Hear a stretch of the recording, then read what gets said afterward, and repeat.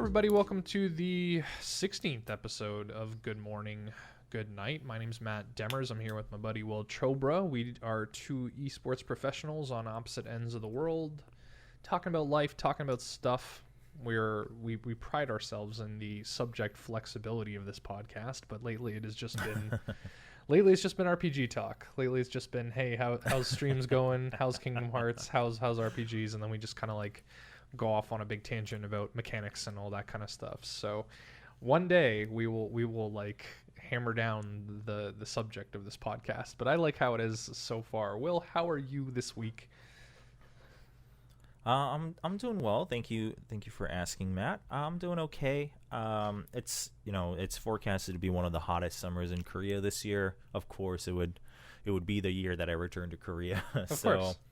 Kind of struggling with that a little bit. It's just, one of those things where it's either too hot or then the AC's on too strong. So either way, you're kind of losing. So been trying to balance that out for myself. But otherwise, I'm doing okay. Like you said, just been exploring and discovering Kingdom Hearts. Nice. I accidentally started my stream with no audio on your side, so that's been fixed. Sorry about that stream.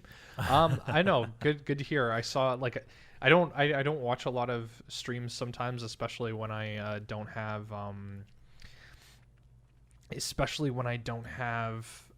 if it's story based, and that's one of the things that I almost like complain about myself, where I'm like, oh no, I don't feel comfortable like starting like Yakuza games because there are very big overarching plots. So I've only really been following your Kingdom Hearts progress through the thumbnails of my Twitch, because I have this like bookmark for the live channels I follow, and so you're always there, and I'm just seeing like, okay, Kingdom Hearts Chain of Memories, and then it's like, oh, okay, he's moved on to Kingdom Hearts 2 now. So I'm glad that you've gotten through deck building hell. I hope it wasn't as bad as I thought it would be. Yeah, no, I ended up enjoying it a lot. I think, yeah, I mean, I was fine with it. I think it worked out okay. The only qualms I had were I think the only real complaints I had were like two bosses where there were some like unnecessary gimmicks. Like one of them is, for those who have played the game, there's like the parasite boss, and you're like fighting on top of a pool of acid, and there's these platforms that are rotating, but then you can't like walk onto the platform. You have to jump onto it. So that's like one of those things where I was like, okay, that like serves no purpose other than just to be annoying, right? Yes. It's like not a boss mechanic, right? So that was one of those things where I was like, okay, that's a little silly. But otherwise, I think I held on to my opinion that even to the end, I think I would love to see more games that use not necessarily the exact mechanic, but similar mechanics that involve, a little bit of like deck building, or like I guess like a better way to put it for a broader perspective is like set prepping, whether it's abilities or whatever, right? Yeah. Or action sets, and then like real time choices rather than just like dodge and attack, right? So that was a cool combination. I was surprised. I guess, okay, I will say this one thing. I think Nomura is a genius for being able to rehash the same Disney worlds 3 times, starting with Kingdom Hearts 1, and then using it twice in Chain of Memories to build out a full game. And I think that, as annoying as it kind of got by the 3rd time, I was like, all right, this guy's a genius, because you're literally just using the same assets again to like build out another game. What's it called? I think game designers in general, that's such the weird thing about game design, and less so with movies, because movies you've got like one finished product, but with games, because sequels are so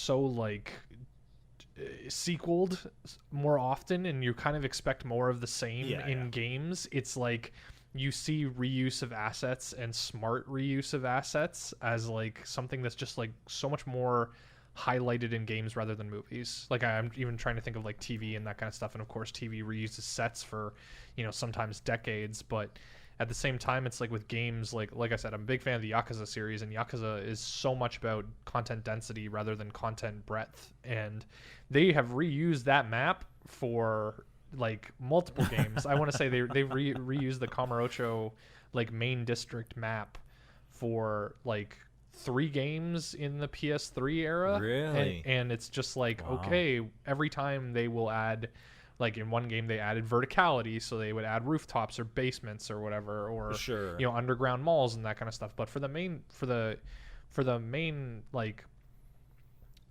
meat of the game that you're in that district, it's the exact same every time, and it's like it depends on the game and the designer and the function of the game for you to like not notice, if that makes sense, or not just be like, oh, they're Right. reusing these assets. Like, part of the reason I'm a bit of a snob with the remakes of 1 and 2 that came out is that 1 is built on the engine that 0 was, and I think a lot of people pointed out that they've reused a lot of the assets from 0, and the main, like, normally I wouldn't have a problem with that because the entire series is very much based on the same locations and stuff. But 0 took place in 1988 and 1 takes place in like 2000. So when you see some reused assets from like a couple decades ago, it takes you out of the setting and you're like, oh, they just reused the assets. And you're used to a lot of your kind of like ways of missing that criticism by just saying, okay, well, they care a lot about the game world, they care a lot about like how everything's presented and that kind of stuff. It's all really crafted. So even if there is reused assets, it's at least reused assets with a purpose. And then it kind of takes you out of it and you say, okay, well, they just threw in reused assets here because they didn't know what else to do. So it's a very weird thing where I can ignore it. I can ignore reused assets. It just has to be done with care, and it has to be done with like purpose, if that makes sense. If it's just there to just fill space, or to like, okay, we didn't have an enemy, so and there's no purpose to it, let's just bring back an enemy from a previous game and throw it in there. It's like, okay, guys, like there's a limit to how much I can ignore that. Not so much getting annoyed by it because they're reused enemies and that kind of stuff, whatever. It's not something that like bugs me too much, but I don't know, it's it can be, well, it's one of those things well. where yeah, it's just I think it's a matter of for any piece of entertainment, so I hope people don't take this the wrong way, but it really comes down to like value of a piece of entertainment or media comes down to really like how much you can relate to the passion behind it, if you really think about it, right? Oh, 100%. Like how much I enjoyed it is a reflection of how much did I resonate with their passion, even if I may not agree with everything. And so I think that's what it is when it comes down to reusing assets. Like, I don't think anyone objectively has a problem with it because, sometimes it's just smart, right? Sometimes it's efficient, sometimes it saves money, whatever it might be. But if it suddenly makes you feel, and again, this can be different from the intention, right? The intention could have always been good, but if it makes you feel as a player that, oh, like they just got lazy, or oh, like they didn't care about this part of the world, then it feels bad. Whereas if you're, sometimes it's even more like nostalgic, or sometimes like, so the way I felt it with Chain of Memories was one of the things where I just said, I think it's the reason I think it's genius is because it like actually plays such a crucial role in the story. And I'm like, okay, I mean, now I like can't complain. Like, yes, I was getting, I wasn't really more so annoyed. I just, since I knew there were, and this is one of those things where my experience is different than most people who grew up with these games, since I am now playing them in a string as like a marathon. Since I know there is a Kingdom Hearts 2 waiting for me to be played like on my hard drive on my PS4, I am more eager to move on. But, if Kingdom Hearts 2 hadn't come out yet, I don't think I would have been as annoyed. And then if it matters so much for the story, right, it's just like, oh, like I get to revisit this world in a different setting. Like, that's kind of cool. So it was interesting. But yeah, all in all, I enjoyed the different mechanics. I think the other thing was, some people had mentioned it while I was playing it, is just it's good to see that they experimented, right? Oh, yeah. That they like tried these different systems. Like, that's always good to see. So overall, so far, so good. No, that's good. I think that you touched on something that always kind of like, it's a genuine thing, or it's like genuinity isn't a word, but like the authenticity of like something. It's I can usually forgive things that are janky if you can at least tell that there's passion behind it.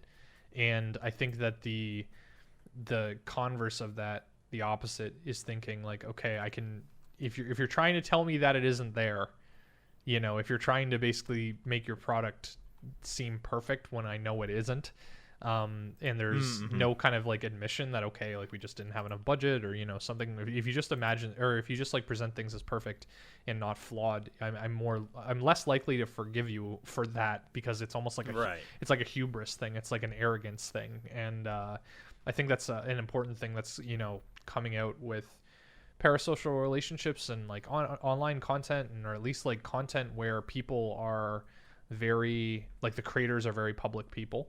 I was reading an interview, or I saw some screenshots of a Yoko Taro interview, and he did Nier and Nier Automata, and he's one of those like auteur game designers, like, crazy guys. Crazy guys. Well, crazy artists. Let's put it that way. And like, okay, crazy artists. Fair. He's doing some gacha game in Japan, where it's like Brothers Grimm and our fairy tales and like Alice in Wonderland and stuff like that. I forget what it's actually called, but people were asking him like, okay, why about the setting? Like, what about the design and stuff like that? And he's very bluntly like, yeah, girls sell more gacha. Like, cute girl designs sell more gacha, and we chose fairy tales because we wouldn't have to pay for it. And I'm just like, wow. All right, cool, man. Like, normally I'd be really like cynical about like that kind of stuff, but you can tell that there's almost like an exhaustion when he has to answer questions. He's a very like strange dude in the sense he doesn't very like interviews very much, and he usually wears a giant mask, like a giant like globe mask that that's the visage of one of his characters in his games. But you can tell when he speaks in interviews, he's not I think when you get to a certain level, you don't have to worry about like being very smarmy or very like you don't have to like put up a front in order to sell your game. Eventually, once you kind of get a little bit of name recognition, sure, you can just be like, yeah, we're just selling it to make money, whatever. Like you kind of like, I'm not gonna bullshit you.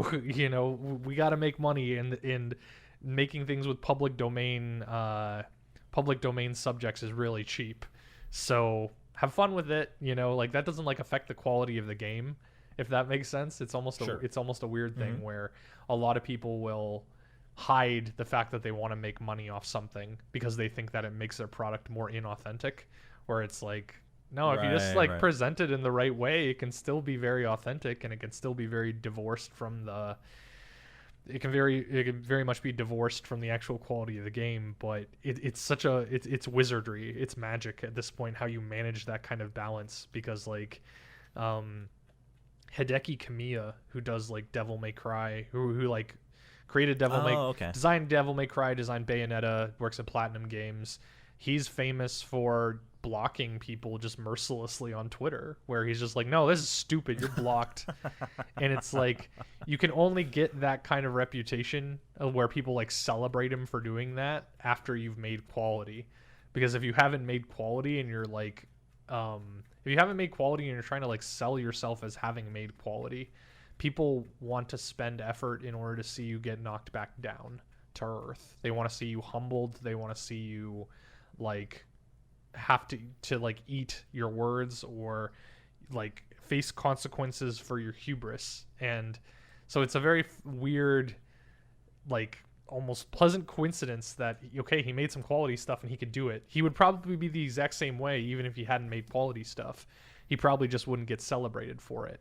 And I don't know, it's to a certain extent it's the same thing with Nomura. It's like everyone gives Nomura shit for like belts and zippers and terrible designs and stuff, but he has made in convoluted plots and stuff. But at the end of the day, you can just at least say that Kingdom Hearts is at least unique, and Kingdom Hearts isn't the same as a bunch of other different RPGs. So I can't really fault him. I can't really like, he just does what he wants. He's earned the bandwidth and the clout to be able to just make designs that he wants, because that stuff sells and that stuff does very well.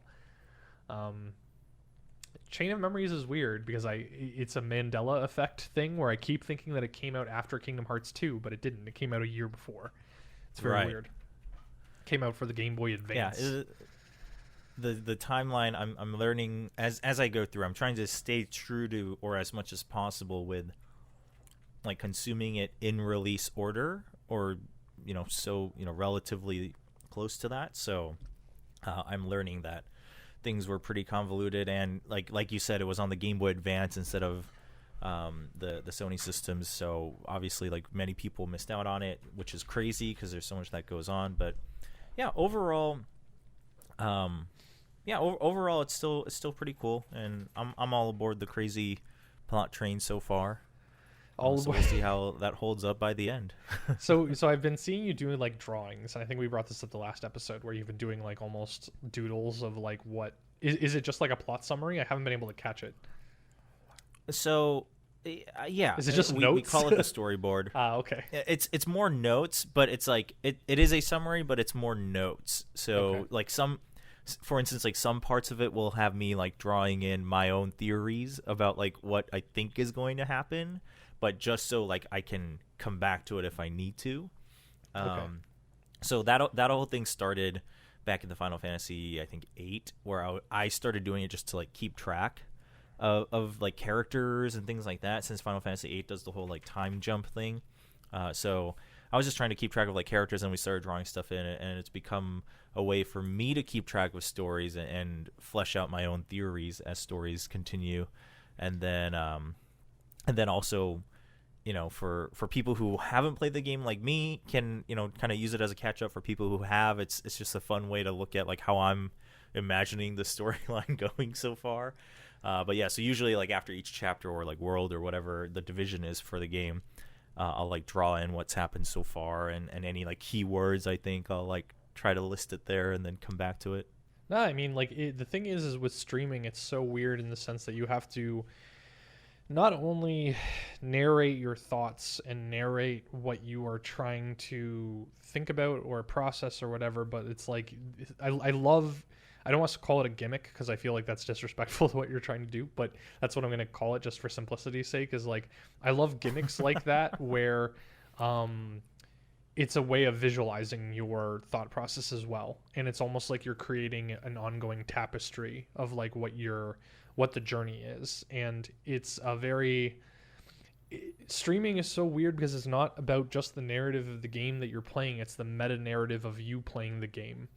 So like when people when I've popped into your streams, people have mentioned, you know, how you built Tidus or whatever in Final Fantasy X or whatever, and it's like that's part of that growing meta narrative. That's about how memes develop around your stream about like events that have happened or silly ways you've died or stuff like that, and it contributes to a growing like it's not just the story, it's how you're playing the story.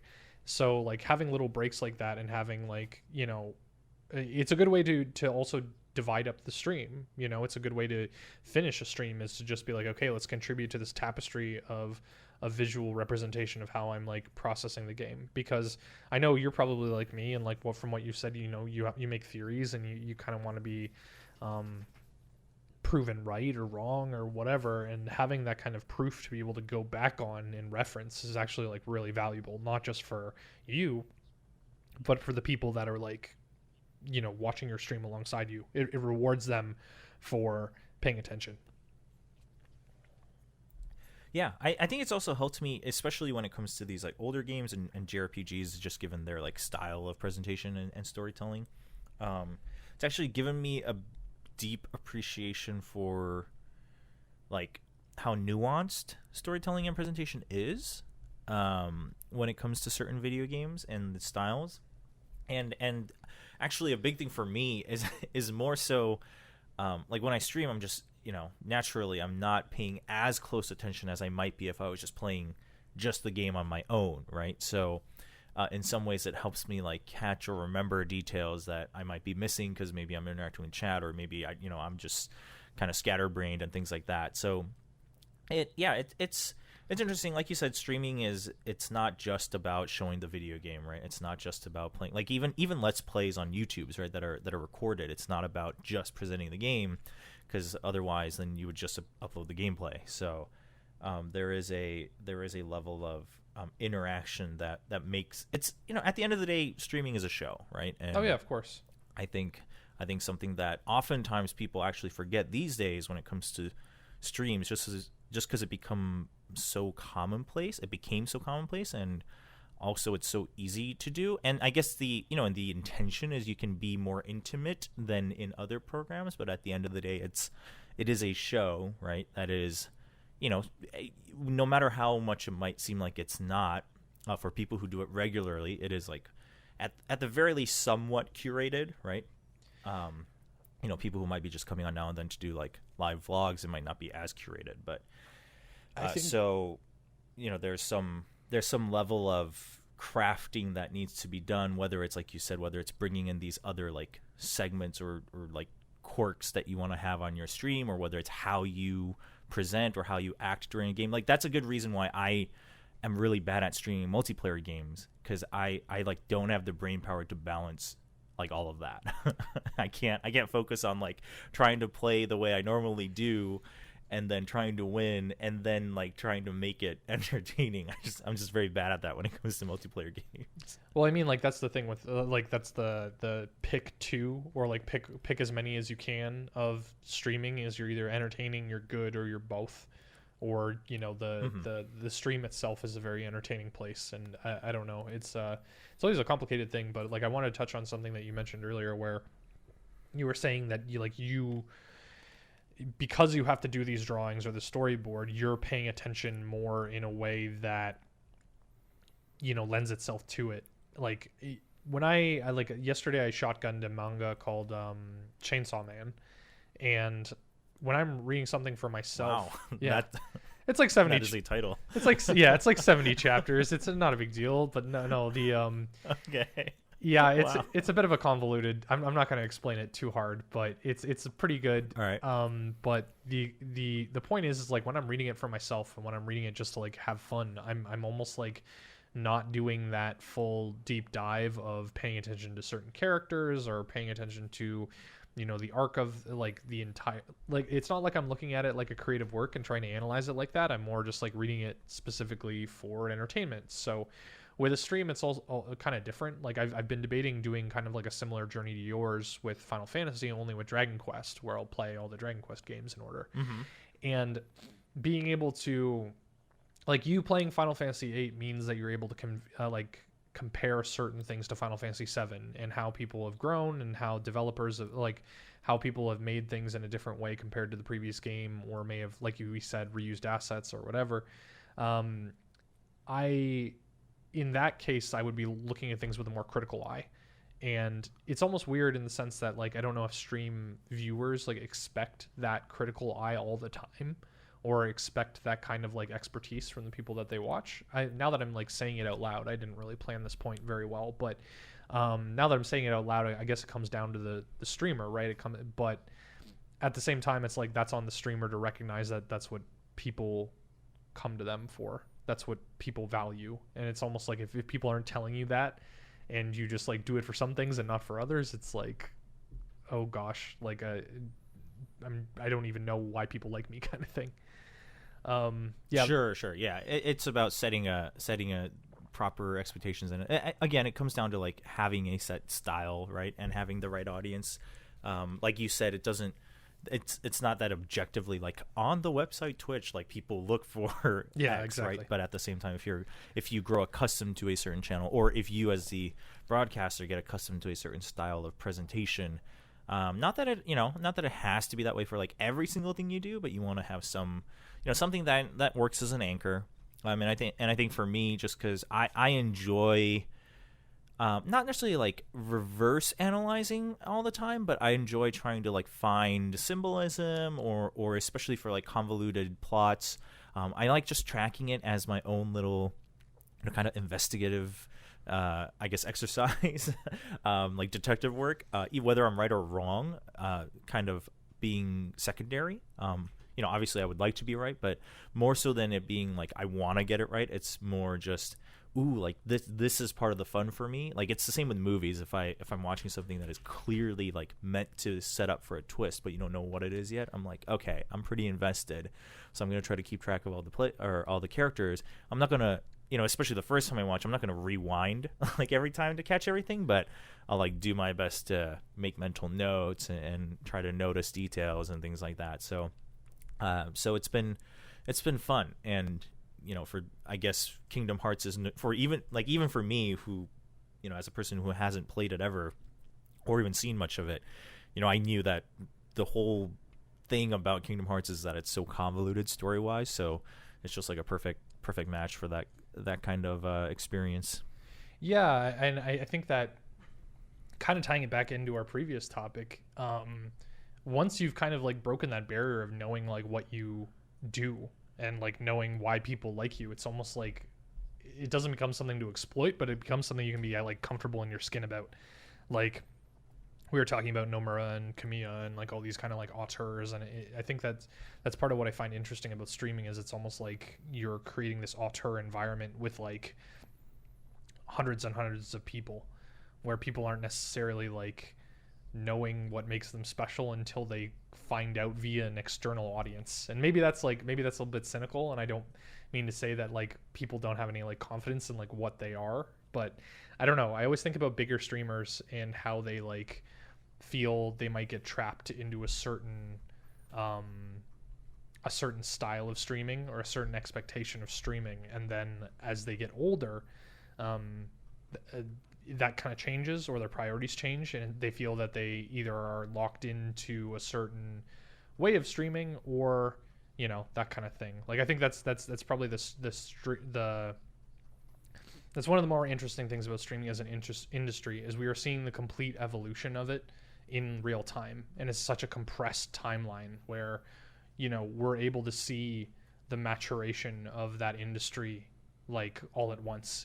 I always compare it to music because like I technically work in the music industry right now, and that's always weird because I'm not a musician. But I always compare it to music when I say like think about like going back to like medieval times where people would perform music for money or would perform music as like for other people or whatever.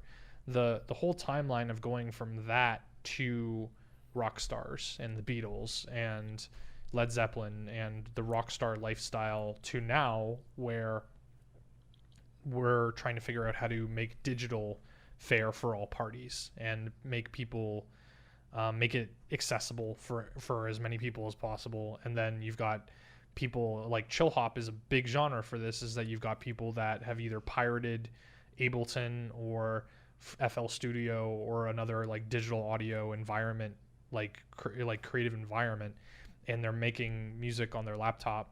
They don't even know how to play instruments. They're just making it digitally. And then they're putting it on SoundCloud, and that's like, Lil Nas X, kind of thing. You buy a beat for $50 and then make a song off of it, and then it explodes, and then, you're winning Grammys. That whole timeline is hundreds of years, and with streaming, we're seeing that compressed into like 10 years.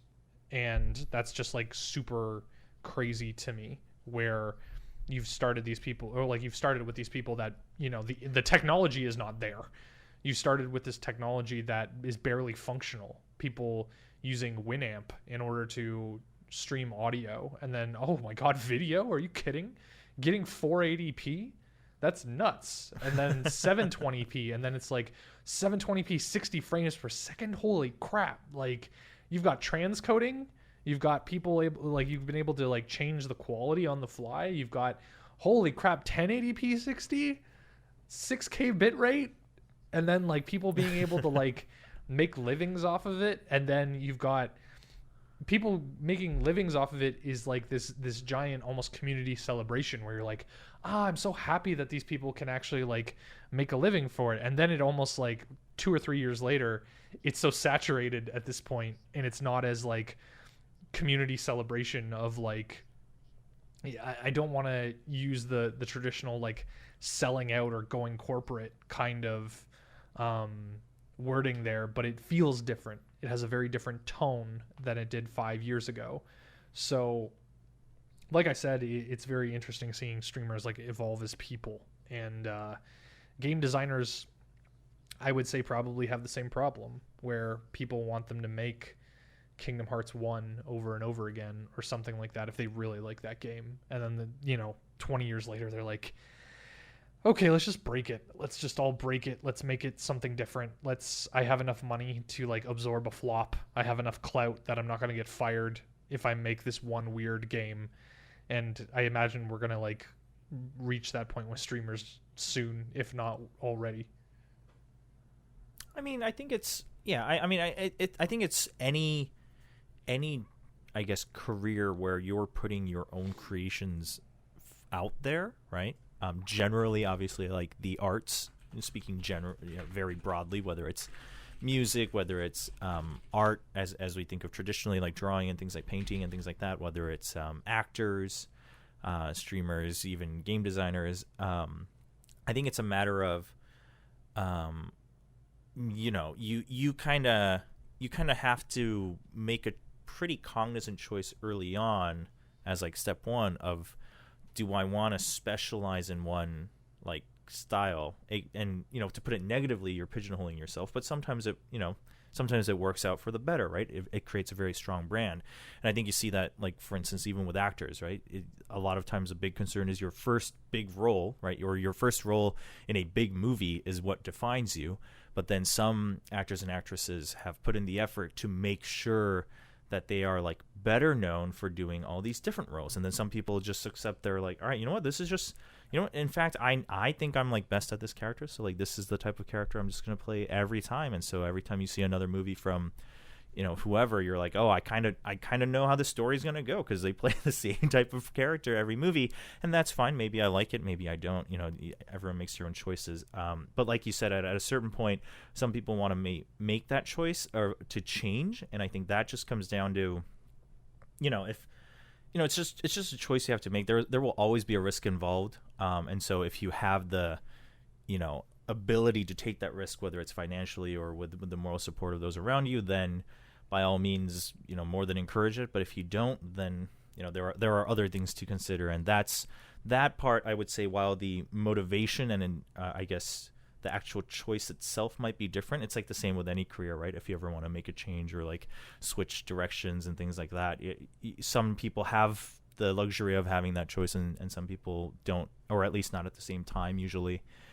So it's just something to consider. It's something that I've dealt with a lot when I was doing like hosting and commentating as well, right? Because I've always made a very conscious choice that my role or my like style is going to be more something that's just adaptable, right? And therefore, like, I never, like, even during the time I was very active on screen, I didn't gather as much of an audience as other people have, especially when compared to like the number of events or large events I've done. But that's because I like made a conscious choice to not try to build up my own specific style and brand.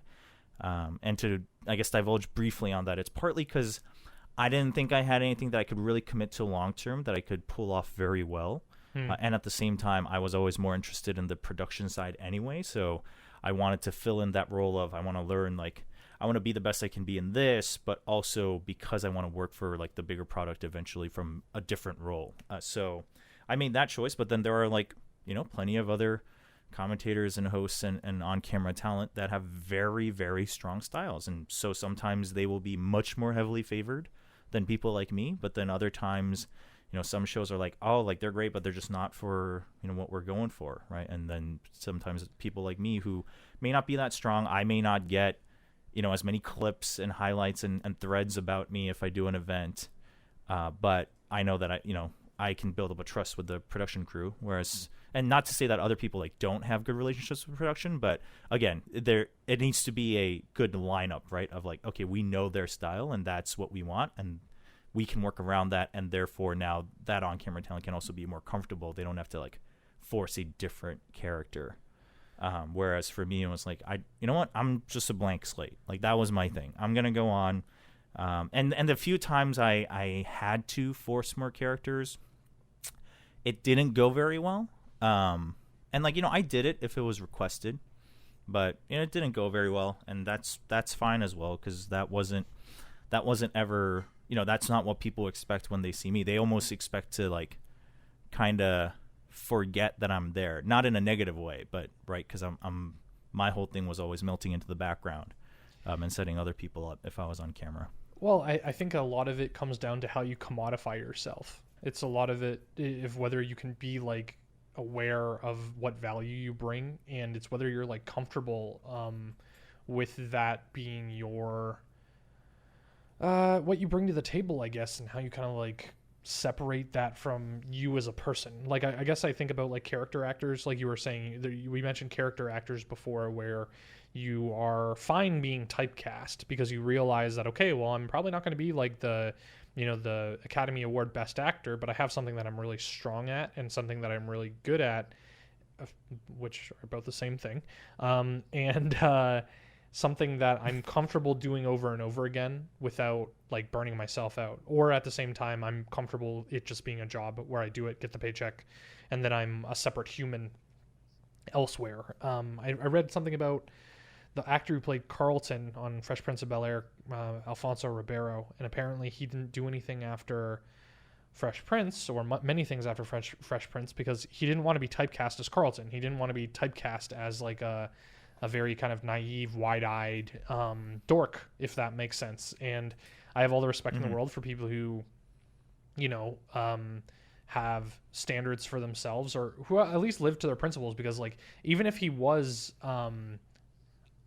I don't even care if he's going to typecast himself, but as long as he's in charge of that decision, as long as he is confident in the decision that he's making, in saying, I'm doing it for myself, or I'm doing it with my own choice, and I'm comfortable with the person that I am outside of it in order to be able to make this decision. Like, he knows he's not a dork. He knows that he's not a,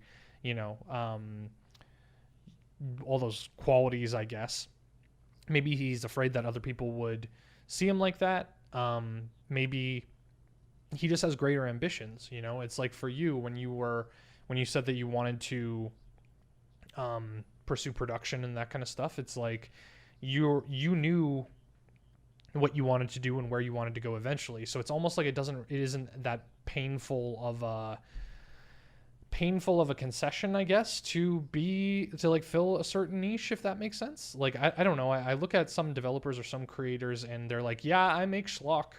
I make B movies. I make movies that I know are not very high budget. I know that they may not be the highest quality things, but I have fun doing it. And I have fun like providing this very specific service. And yeah, sure, I'm not going to like win a Best Director award at the Academy Awards. Something that I make will never probably touch the Academy Awards, but I'm personally fulfilled by it, and that's all that matters. And bringing it back around to streaming, like that's kind of the other thing, is that I know people who stream very niche games, and speedrunners are a big thing with that, but I have a friend of mine who streams like Civilization and like city builder games and that kind of stuff, and those games aren't traditionally known as the the big viewer getters kind of thing, but at the same time, it's like I can tell that he enjoys every stream that he does, and that matters a lot for building his audience. He does have a very respectable audience and subs, and like he's not one of those people that are stuck streaming to like two people, and then you're kind of like, oh god, how am I ever gonna like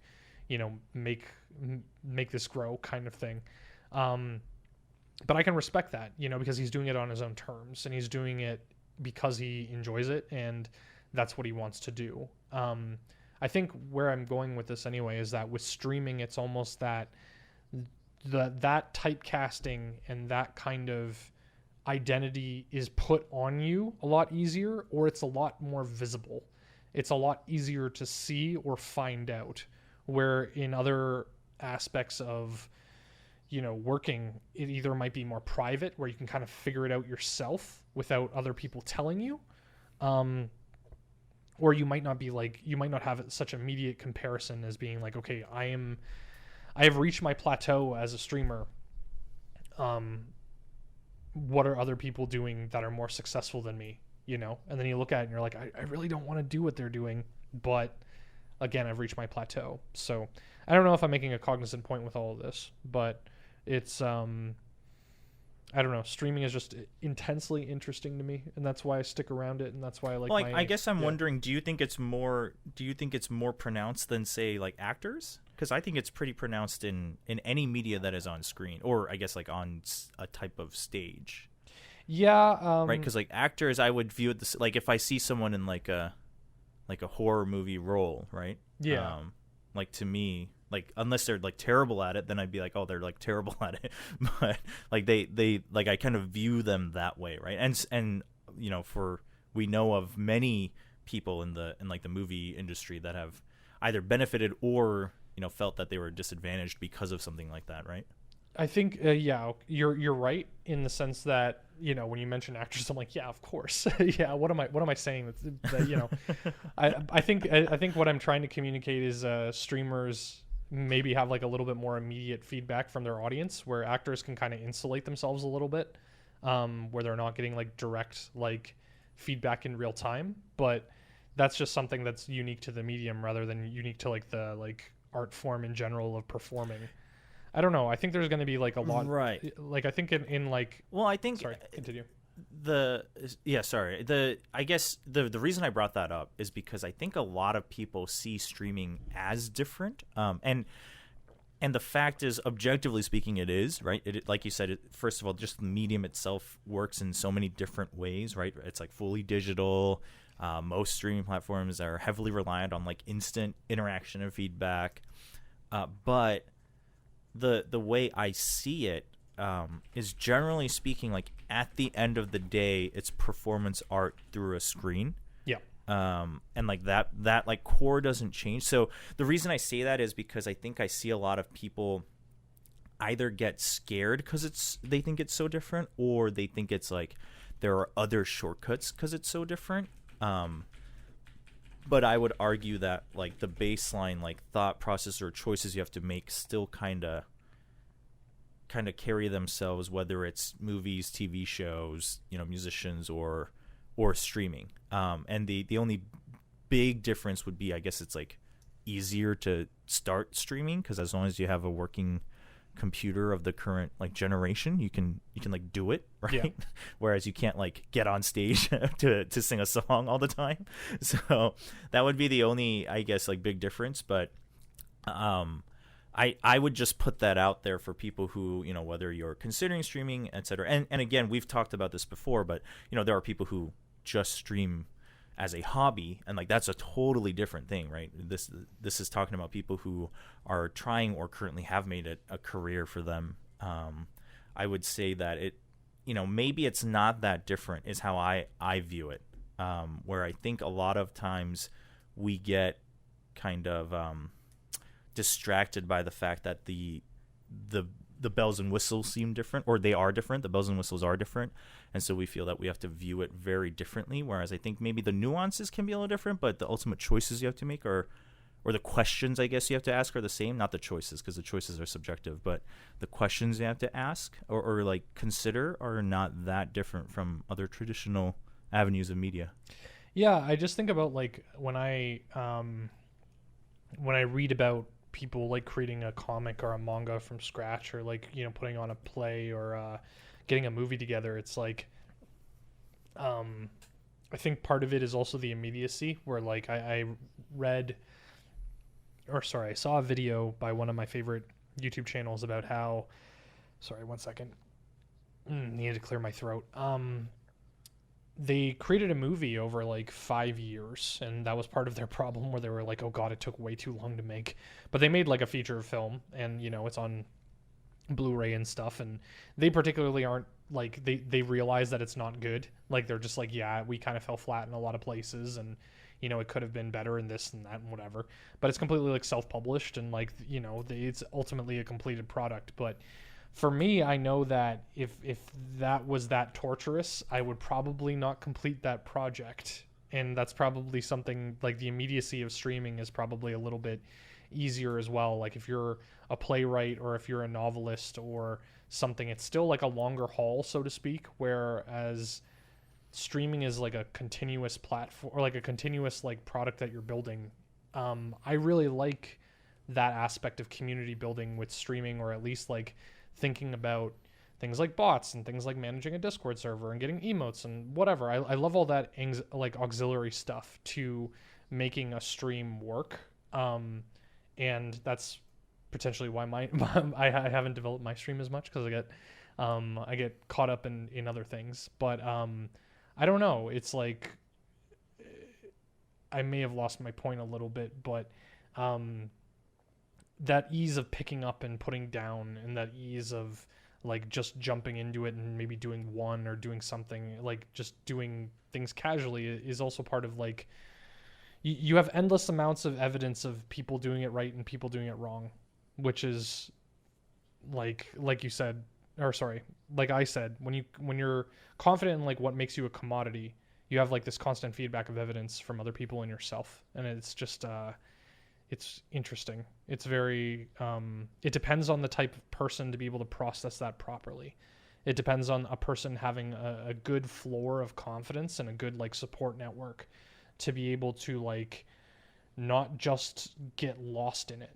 Because I especially with the amount of like analytics and stuff that we have access to, like I look at analytics as part of my job, but at the same time part of me says stop, because if you're getting too carried away in what gives you just pure numbers without like knowing why that matters, or knowing like how you're doing it to your own satisfaction, it just like it almost like strips all interest out of the job, or out of the product, or out of the activity that you're doing.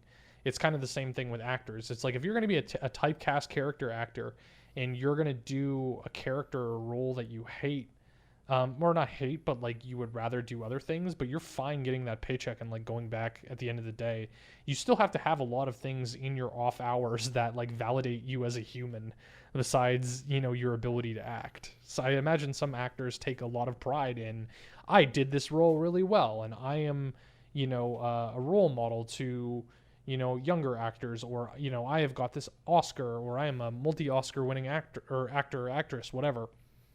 And that's the pride that they kind of get out of the job, is their success or the quality of their performance or whatever. But I don't necessarily disrespect the person that realizes exactly what their capabilities are and how they are able to make their career interface with them as like a human being.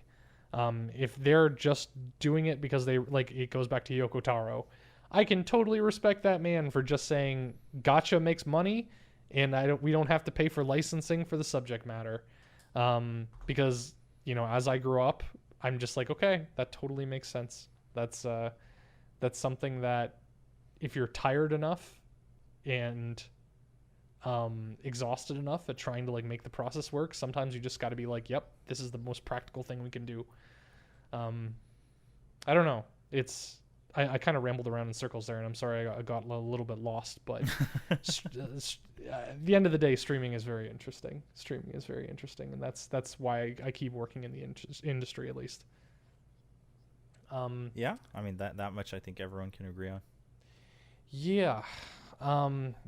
We, as usual, we had a completely different subject for this podcast and just didn't get around to it. But we also didn't just like, I asked you what you were up to this week, and then it just like spawned that giant discussion. And I don't mean to bring it back around to me, but it was more of like, I wanted to talk about, I know we don't have much time remaining, but I've been just like trying to relax a little bit. I turned 31 last week on Wednesday, so I'm continuing my journey into old man esports. But I generally don't handle birthdays well. I generally don't like, not that I don't like my birthday, I just usually don't have a lot of plans, or like my birthday is the national holiday in Canada. It's like Canada's 4th of July. So oh right. So yeah, usually everyone has plans on it. And it's also a funny thing where I worked at a company where I worked at Evil Geniuses, where we have Arteezy on the payroll, and Arteezy's birthday is the same birthday as me. So I always made the joke of Happy Canada Day, happy birthday, Arteezy, and then it's like, oh yeah, it's also my birthday, you know. So that's always a funny thing. I guess I wanted to ask a little question, is like, do you find yourself getting spoiled well? Do you handle that well? I know we talked about like travel and like, you know, are you a good travel buddy? But like, if someone asks you, like hypothetically, if someone asked you, what do you want for your birthday? How do you answer that question? I mean, I guess it definitely heavily depends on the relationship, right? Of that person, and like the monetary range. Oh yeah, exactly. But yeah, I mean, like if it's someone where like whether it's like a close friend or family, where I'm comfortable like being like, well, like what range were you thinking? Like, because like I could list a bunch of stuff that's not realistic. Then sometimes Yes. I'm just like, oh yeah, like, well, there. I mean, kind of like, what range are you looking at? I can tell you like a list of stuff that I kind of like need or I've been looking to get. Or I'll like, if they ask, I'll just start talking about random stuff that I've been working on. They can kind of figure it, out if they want something from that range, or if it's too expensive. Like, I'm not going to take offense, right? Because I know I listed stuff that might be too expensive or whatever. I mean, I don't mind when people ask me that. To be fair, I haven't had that conversation too many times, just because I grew up alone, like separated for so long. And also, like, as a kid, like, I was either taking the SATs on my birthday, or like my mom had to go help my sister move out from her college dorm on my birthday and things like that. So it was always like either delayed. Like, my family always, even if it was later, like, we got a cake and had a little like celebration. But I didn't have like, probably the last birthday party I had set up, or like my family had set up as a party, was probably 7th grade, I think.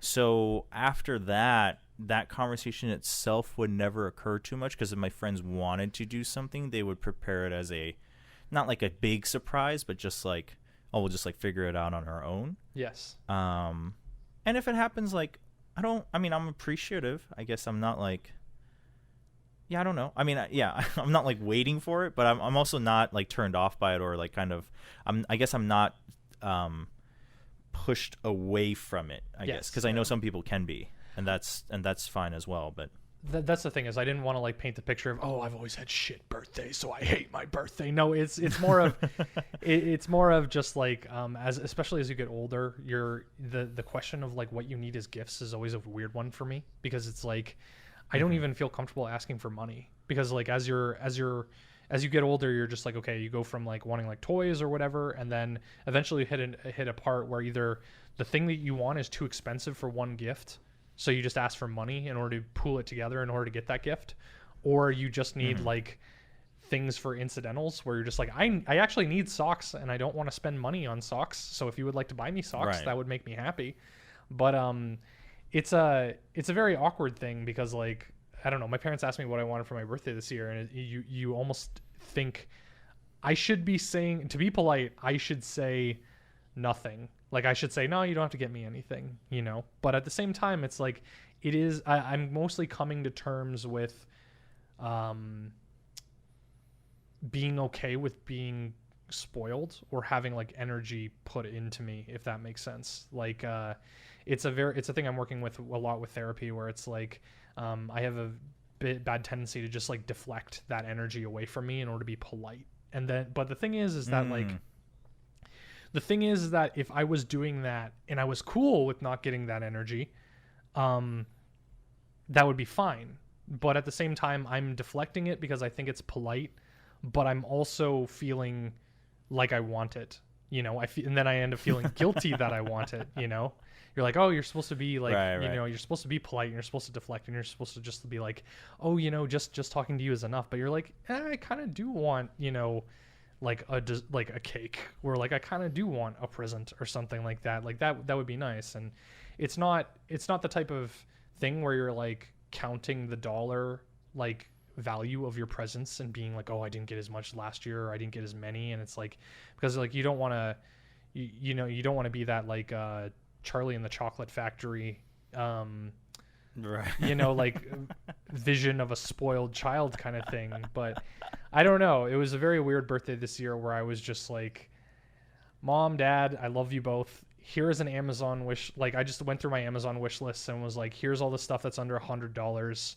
You guys can make the choice. But at the same time, it's like, I would rather get something that I didn't ask for, that I at least knew that they put thought into. Like my parents, everyone in my family is bad at giving gifts. We're definitely the type of people that just go, what do you want? We'll get it for you. But at the same time, the gifts that matter the most to me are the ones where, like, my mom a couple years ago got me a set of like 4 teacups that I didn't ask for, and I never pointed out, and I never like, it's not like I sent her a photo or an online thing saying, buy me this. And the fact that she knew enough about me to like say, okay, Matt likes tea, I like these teapot or these teacups. Maybe he'll like them too. That matters like 10 times more than just giving someone an Amazon gift like wish list and having them, buy from that, because you almost like, what's coming, right? You know what's coming and you know you're going to like it. And it's like, if you had the money yourself, you'd already buy it, if that makes sense. So I don't know. I'm not shitting on my birthday, if that makes sense. I'm not saying. I mean, I don't think it's a matter of like you wanting to be spoiled. I think it's just a matter of specifically about birthdays. Like birthdays serve as a vehicle, but it's a good vehicle where you want to feel that that people care about you, or at least like the very selective few or whatever the range might be per person, like care about you. It sounds like more because you're mentioning like presents where they figured it out matters more, even if it's not as like yeah, exactly. So I think that's the same with everyone. It's just, for some people it comes out in the form of gifts. Obviously everyone has like different love languages, but I think that notion is not wrong at all. I think it's rightful actually, that you would want that for sure. It's more of just like, I think as you grow older, society conditions you to kind of, well, that's a very dramatic way of putting it, but like, it's the polite deflection. It's the, no, I don't need anything for my birthday, don't worry.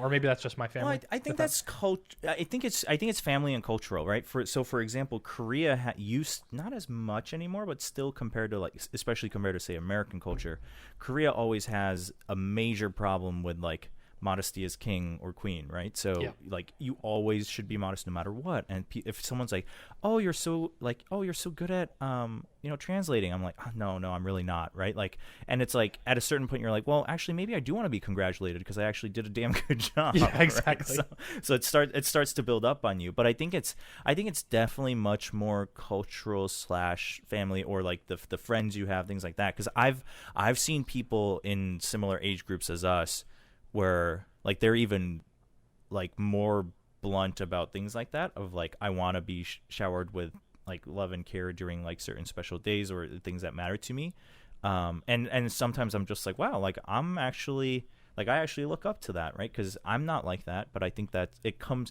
as long as it's coming from a good place and they're not being selfish, I'm like, oh, that's like really good, because you're able to keep up with that. I do agree. I think in general you're right that it's tougher to keep that up as you become an adult, just because you're social. And it's the same with like whether it's like making new friends or discovering new tastes in whatever, like whether it's music or whatnot, because you're conditioned so early to a certain thing, and then as you grow older you just have less time to explore and continue to make yourself a little bit more flexible.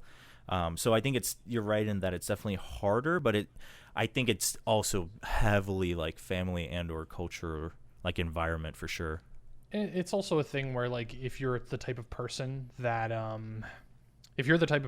is comfortable and like straightforward about like wanting that, like if you're, I don't want to say public, but it's like you almost have to count on people understanding that isn't your whole personality, if that makes sense. Like you were saying that people who are very straightforward about that it's almost like it relies on everyone hearing you say that, knowing that you're not just about it.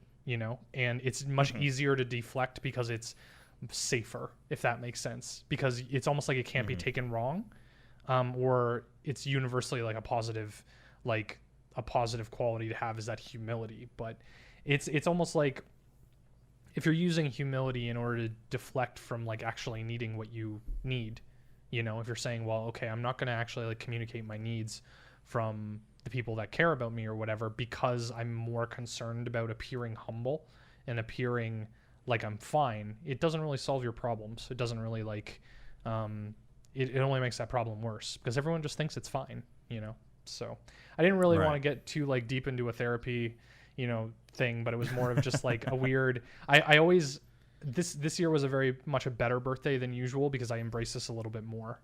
Previous birthdays I kind of that's good deflected, and then you're like, well, I'm not really doing anything on my birthday, but I feel like I want to, and it's something that I'm coming more to terms with, and I'm feeling a little bit better about. So I felt that was a little pertinent. Will, what are you up to this week? Man. Oh, thank you, I appreciate it. For me, My weekly patterns have been pretty set now for a little bit. I work on a weekly show with T1, the esports brand, where we talk about like LCK news and some fun interviews with people in and around LCK. So we already filmed this week's episode that'll be coming up a little after, like 12 hours after the time of our recording of this podcast. Otherwise, day to day, just streaming, prepping for that show. That's kind of just, when you're working on a weekly show, it starts to, that's just a cycle, right? You record the show, you wait for the edits, you give notes, the show goes live, then you wait for the feedback, then you prep for the next show, and that becomes your kind of clock for each week. So other than that, just streaming for my day-to-day stuff. If you want to find me, you can find me on Twitch and Twitter. It's at Will Chobra, WILLCHOBRA for both. And for streams, as we talked about, I've been playing through the Kingdom Hearts stuff blind for the first time. So if you want to kind of check out what that's like or relive those moments of like first discovery, you're more than welcome to come join our community. We also have a Discord that you can find on both of those platforms to join up and chit-chat and get to know each other. So that's about it. What about you, Matt?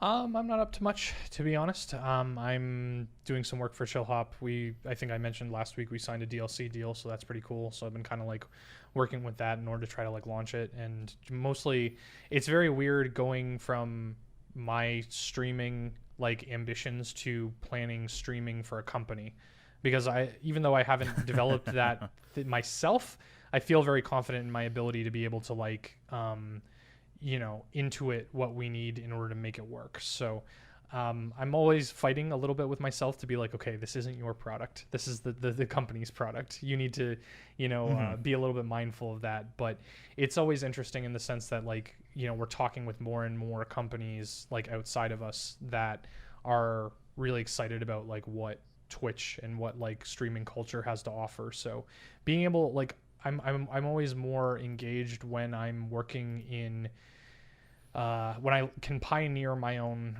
like best practices, if that makes sense. Like we did it a lot with EG, and we did it a lot at the Score Esports. So being able to do it again here, it's always exciting to be able to like break new boundaries and that kind of stuff. So all my links can be found at mattd.cc or below my stream. I'm trying to work a little bit more with like my Discord and stuff like that. So if you guys want to join that, that'd be lovely.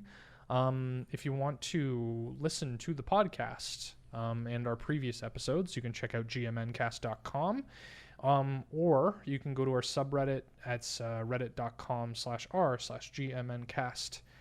We have threads for every single one of our episodes. Feel free to comment, feedback, that kind of stuff. Other than that, Will, I hope you have a good night. And I hope you have a good morning, Matt. Cool. We will see you guys next week.